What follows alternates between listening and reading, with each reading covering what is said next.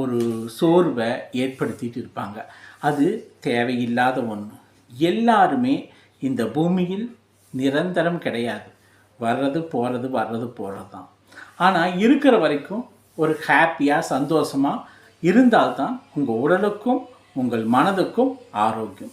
அப்போ நம்ம இருக்கக்கூடிய ரிசோர்ஸஸ் வச்சு நமக்கு என்ன இருக்கோ அதை வச்சு எந்த வயசானாலும் ஒரு ஹாப்பினஸ், சந்தோஷம், ஒரு மகிழ்ச்சி, அதுதான் மருந்தாக இருக்க முடியும். அப்போ டெய்லி ரொட்டீன் லைஃப்பையே அப்படி மாற்றிக்கணும். யாரெல்லாம் ரொம்ப ஹாப்பியாக சந்தோஷமாக இருக்கிறாங்களோ அவங்க கூட மிங்கிள் ஆக்கிங்க.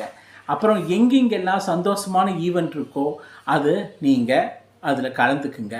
டான்ஸ் எந்த வயசில் டான்ஸ் ஆடினாலும் நல்லா டான்ஸ் ஆடுங்க.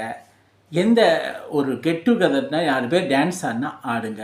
இல்லை யாரும் இல்லாதப்ப உங்களால் தனியாக டான்ஸ் ஆட முடிஞ்சு அது உங்களுக்கு ஹாப்பியாக கொடுத்தா டான்ஸ் ஆடுங்க.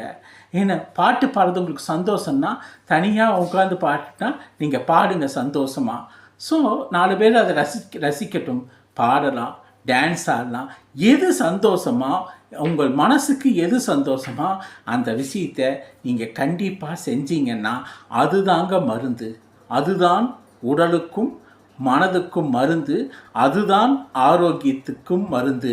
நீங்கள் ஹாஸ்பிட்டலில் போய் பில்ஸஸ் வாங்கி டேப்லெட்ஸ் வாங்கி வாயில் போடுறது மருந்தே கிடையாதுங்க. அது என்னன்னா அது சைடு எஃபெக்ட்ஸ் இருக்கக்கூடிய கெமிக்கல் ஏஜென்ட்ஸ், அவ்வளோதான். இந்த கெமிக்கல் ஊக்கிகளை உள்ளே செலுத்தி அதனால் வரக்கூடிய விளைவுகளை அனுபவிக்காமல், அதாவது அதனால் பல விளைவுகள் வருது, அதை நீங்கள் அனுபவிக்கிறதுக்கு பதிலாக நீங்கள் மகிழ்ச்சிங்கிற மருந்தை டெய்லியும் உங்களுக்குள்ளே செலுத்தினீங்கன்னா அந்த மகிழ்ச்சிங்கிற மருந்து உங்களை 100-120 வயசு வரைக்கும் கொண்டு போகும். அப்போ அந்த மகிழ்ச்சிங்கிற மருந்தை எப்படி நம்ம எடுத்துக்கிறதுனா, அது நம்ம வாக்கிங் போகும்போது 4 பேர்த்து கூட ஹாப்பியாக பேசிட்டு சந்தோஷமாக இருந்து அந்த மகிழ்ச்சி அனுபவத்தை அனுபவிக்கலாம், அந்த மருந்து அனுபவிக்கலாம்.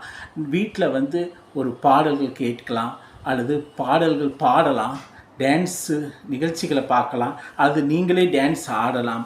அப்புறம் காமெடி நிகழ்ச்சிகளை பார்க்கலாம் அல்லது அந்த காமெடி நிகழ்ச்சிகளை வீட்டில் சொல்லி சிரித்து சந்தோஷம் அனுபவிக்கலாம். அதே மாதிரி ட்ராவல் போய் அதில் ஹாப்பியாக வண்டிகளில் போகும்போது பஸ்ஸுகளில் போகும்போது நடக்கிற ஈவெண்ட்ஸை பார்த்து சந்தோஷமாக சிரிக்கலாம். திருவிழாக்கள், நிகழ்ச்சிகள், ஃபன் பண்ணலாம். அங்கே நடக்கிற ஈவெண்ட்ஸை பார்த்து சந்தோஷப்படலாம். ஸோ இதுக்கு ஏஜே ரெஸ்ட்ரிக்ஷனே கிடையாதுங்க. சின்ன வயசு குழந்தை தான் சந்தோஷமாக இருக்கணுங்கிறது கிடையாது. 70 வயசு தாத்தா, 60 வயசு தாத்தா சந்தோஷமாக இருக்கக்கூடாதுன்னு